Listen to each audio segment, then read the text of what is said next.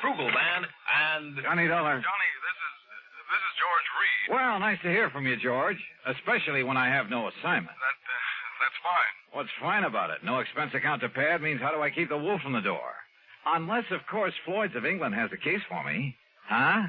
Well? Johnny. Yeah? Well, a few weeks ago, you were kidding at the time. Oh, now, George, how could I ever kid you? I'll let that one go. Yeah, you better. The point is, you rather jestingly asked me if instead of selling life insurance... Oh, no. Don't tell me. I'm afraid so. I'm afraid the company is saddled with what you might call a death insurance policy. You mean instead of insuring somebody against dying, you've insured him against living? Yes, John. Okay, Georgie. Say no more. I'll be right over.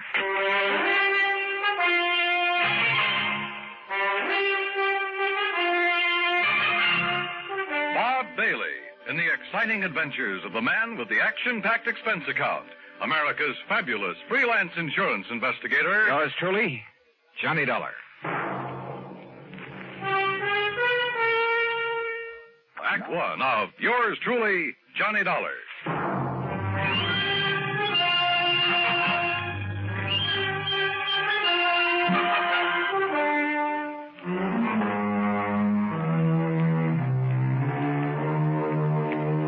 Expense account submitted by Special Investigator Johnny Dollar to Floyd's of England, American Office, Hartford, Connecticut.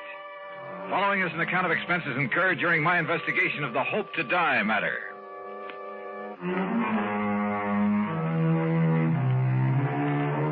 Expense account item 1, $1.10 taxi from my apartment to George Reed's office, where I found him pacing the floor and wearing an even more worried expression than usual. And believe me, that's something. This thing has me so riled up, Johnny, I can hardly see straight. Well, you should have known better than to issue a policy like that, George. It was Harry Baxter. Baxter? He filled in here for me while I was on vacation. I should have known better. What'd he do, sell a lot of policies that you shouldn't have to handle? No, just this one. And I swear I don't understand it.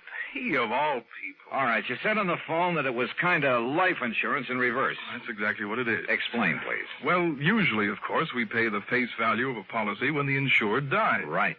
In this case, however, the company will have to pay the $250,000 if the insured doesn't die. $250,000? Yes.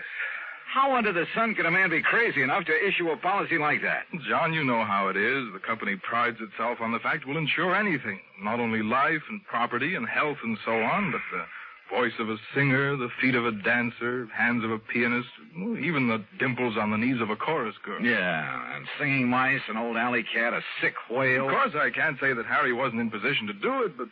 Johnny, you've got to help me. First, you better tell me who and why and what it's all about. That's just the trouble. I don't know. Well, in that case... You don't know? I only got back here to the office this morning. I found our copy of the policy lying here on my desk. But if you don't even... Oh, look, I've handled some pretty screwy cases for you, George. Yes, but they've all finally made sense one way or the other. And, Johnny, we have paid you some very nice fees. You can't deny that. George. Tell me, have I ever questioned your expense accounts? But death insurance, it doesn't make sense. Have I? Insuring somebody against living. Have I? I'm sorry, but this time the answer is no. Listen, if you take this on, I'll okay your expense account without even reading it. Death insurance. Expense account unlimited. Johnny? George, there are some things even a conniving, chiseling, unprincipled rascal like myself won't even... Unlimited? Johnny? Okay, George, I'll take it. Act two of yours truly, Johnny Dollar, in a moment. And now, Act two of yours truly, Johnny Dollar, and the Hope to Die matter. Floyd's of England insure anything. At least that was their boast. And now it looked as though it had finally backfired on them. Because somebody in the organization, some character named Harry Baxter, had issued not life, but death insurance.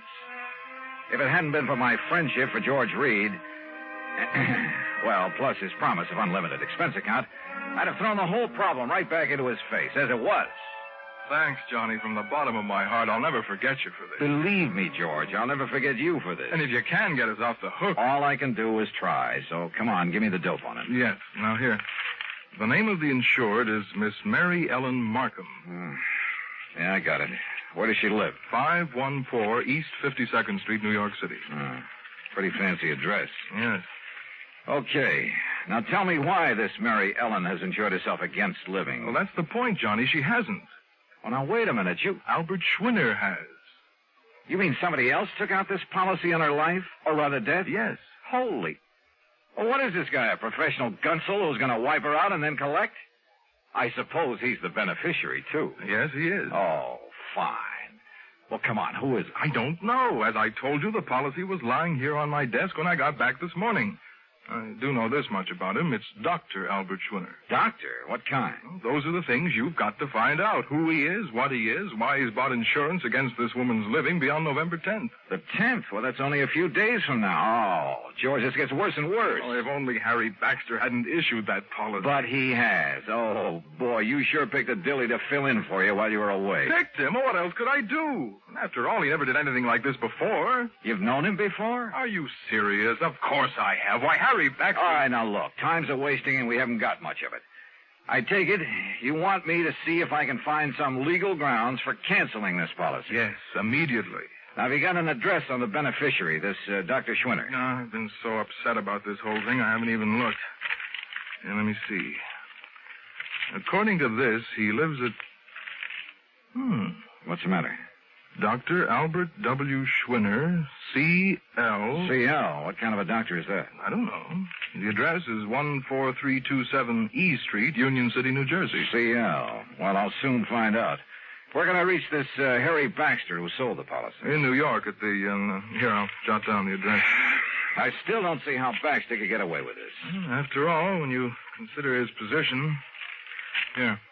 He offered no explanation at all. Well, I'm afraid I didn't give him much chance. I practically threw him out of here. Oh, can't say that I blame you. And that's another thing. Look, Johnny, perhaps you can reason with... Oh, don't worry, George. He's number one on my calling list. I'll be talking to you. Expense account item 2, $785, fare to New York and taxi to Harry Baxter's address. A real snooty one over near Sutton Place. And people don't live in that joint unless they've earned or chiseled a lot of money from somewhere. In the case of Baxter, I suspected a big chisel. My suspicion was considerably heightened when he opened the door. His apartment was luxury from stem to stern. As for Baxter himself... Dollar? Well, of course, old boy. I've heard a great deal about you from my dear friend and colleague, George Reed. Dear friend, huh? Well, you say that as though you doubted it. Oh, I know, that filling in for him while he was away. Well, I really should have done better for the old thing, but I've had so many social obligations to meet these past few months, and after all, one must keep up with those things. Oh, I'm sure one must. Well, I did sell one policy, you know, a real dilly. Oh, that's the understatement of the week. I suppose I can't really blame him for being a bit excited about it, but he gave me no chance to explain why I assumed the policy. Why did you? Oh, now, really? Well? Well, I made it very clear to George that I would tell him when he calms down enough to be reasonable. Really, Mr. Dollar, he was in quite a tizzy. Brother, he still is. That's why he sent for me. But when he calms down, he'll be sorry he bothered you. Suppose you tell me why you issued that policy. You? No. What? No, I'll tell George when he's ready and when I'm ready. Oh, now, just a minute. And you may tell George I said exactly that. Goodbye, Dollar. You'll tell me, Baxter, right now. I'll do nothing of the sort. And what's more, since my plane for Europe is leaving shortly, I have no time to... Would you kindly remove your foot from the door? Not until I get an answer from you. Now start talking. If you can show some legal cause... Legal cause? Furthermore, your behavior at the moment constitutes trespass, illegal entry, call it what you like. And believe me, unless you leave here immediately, I shan't hesitate to ring up the police. All right. Now look, just tell me one thing. I might. What? What is your connection with the beneficiary of this policy? Dr. Schwinner. That's right, Albert Schwinner. But Albert happens to be a very close personal friend. Oh, I might have guessed as much. All right, then tell me this. No, I'm sorry, just one question. I've given the answer. Goodbye. Baxter. Are you hard of hearing? Look here now. Goodbye.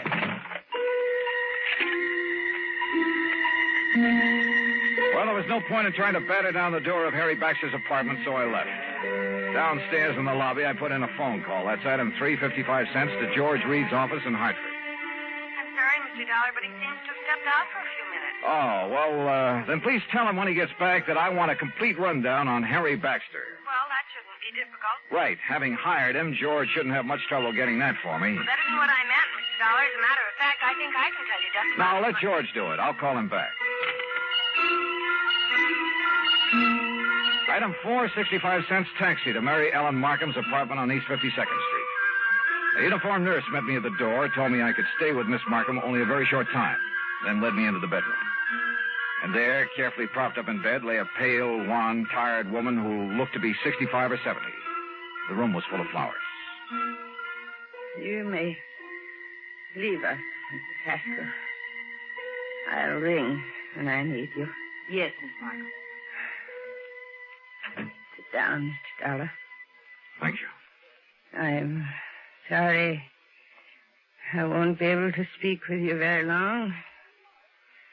But as you can see... Yes, I can, of course. I'll get right to the point.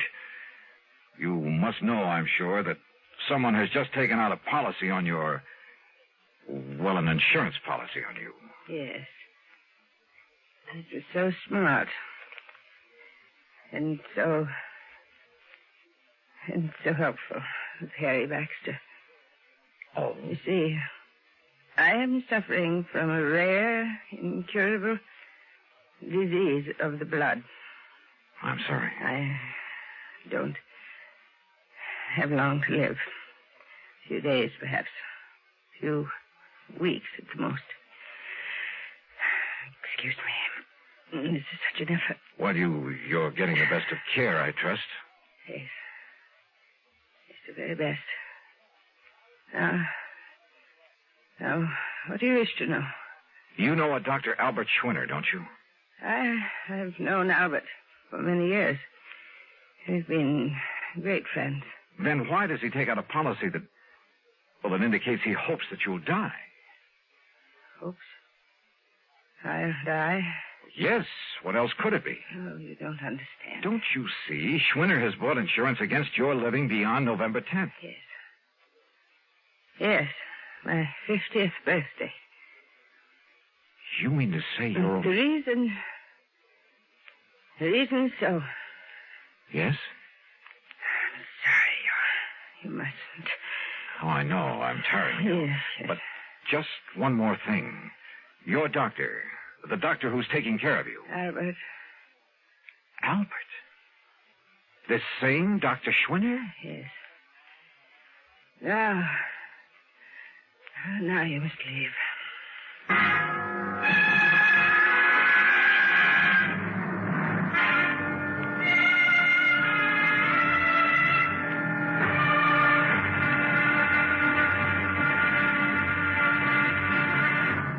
Act 3 of yours truly, Johnny Dollar, in a moment. Now, Act 3 of yours truly, Johnny Dollar, and the Hope to Die matter. The little that Mary Ellen Markham had been able to tell me left me more puzzled than ever. I've never been given such a runaround of my life, deliberate or otherwise. But I didn't dare tax her strength further, so I left. Item 5, another 55 cents for another call to George Reed in Hartford. This time he was in. Yes, Johnny, I must confess I'm calmed down a bit, but the first shock of learning that Mr. Baxter had issued that seemingly absurd policy... What do you mean, seemingly absurd? George's whole thing has me in a tizzy now, a double-barreled one. Well, I tried to call Mr. Baxter a few minutes ago, but got no answer. I wanted to apologize, of course. Apologize? After all, since he's chairman of the board... Chairman of what board? The company, this company. What? I tried to tell you that this morning, but you didn't give me a chance. Harry Baxter is also the majority stockholder. Oh, brother. In any event, as I'm sure you can see, he must have had some good reason for that policy, and as soon as I can get him by phone... You won't. What? He just left for Europe. Where? I don't know, and right now I don't care. But if I can't contact him, Johnny, I don't dare cancel this policy until I've talked to him. And if Miss Markham should die before the 10th... Yeah, 250 G's. You've got to carry on. Would you like to tell me how? If Mary Ellen Markham dies on or before November 10th, Floyd's of England pays Dr. Albert Schwinner $250,000 on a policy taken out by him. And he is her doctor with her life in his hands. And if there isn't something wrong with that setup, expense account item 6, $8 for a taxi to Schwinner's address in Union City, New Jersey. And there at last I learned what the CL meant behind his name. It was an abbreviation, for this was the Albert Schwinner Clinic, devoted to the study of rare diseases of the blood. But Schwinner wasn't there. He'd gone to New York to see Miss Markham. Item 7, $10 even for a fast taxi ride back there to Manhattan. As the nurse led me into the unfortunate woman's apartment, he was just coming out of the bedroom door. Oh, Dr. Schwinner, this is Mr. Johnny Dollar. Oh, Mr. Dollar, Harry Baxter told me I might expect you. Oh, he did, huh? Yes, he phoned me just before his plane took off for Europe. Pretty smart. You're an insurance investigator, aren't you? That is right. Oh, you may go in to see Miss Markham now, Mrs. Haskell. Very well, Doctor. How is Miss Markham, Doctor? Much better, thank God. Oh, why do you say that? What? If she dies before this week is out, you stand to collect a cool $250,000, don't you? I? No, the clinic. Isn't that the same thing? Hardly. Sit down, Mr. Dollar.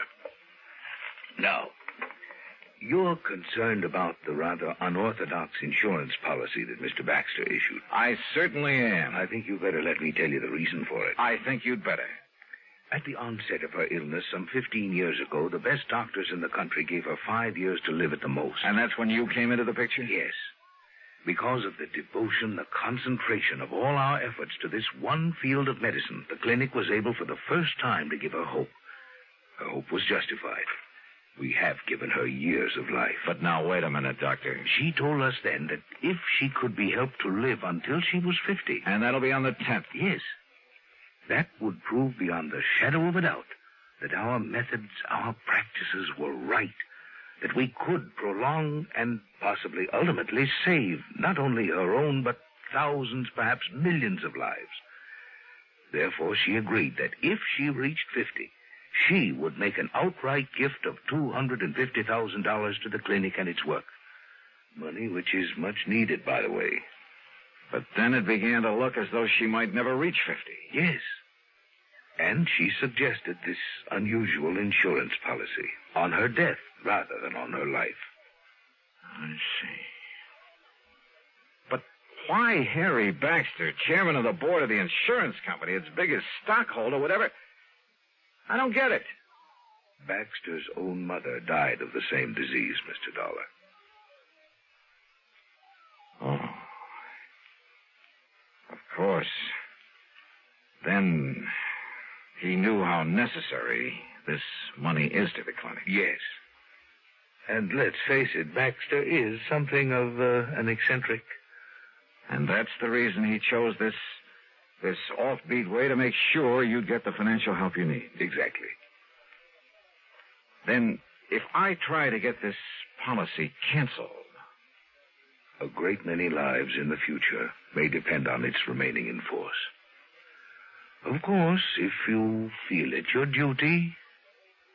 Doctor, my duty as I see it is to do just exactly nothing.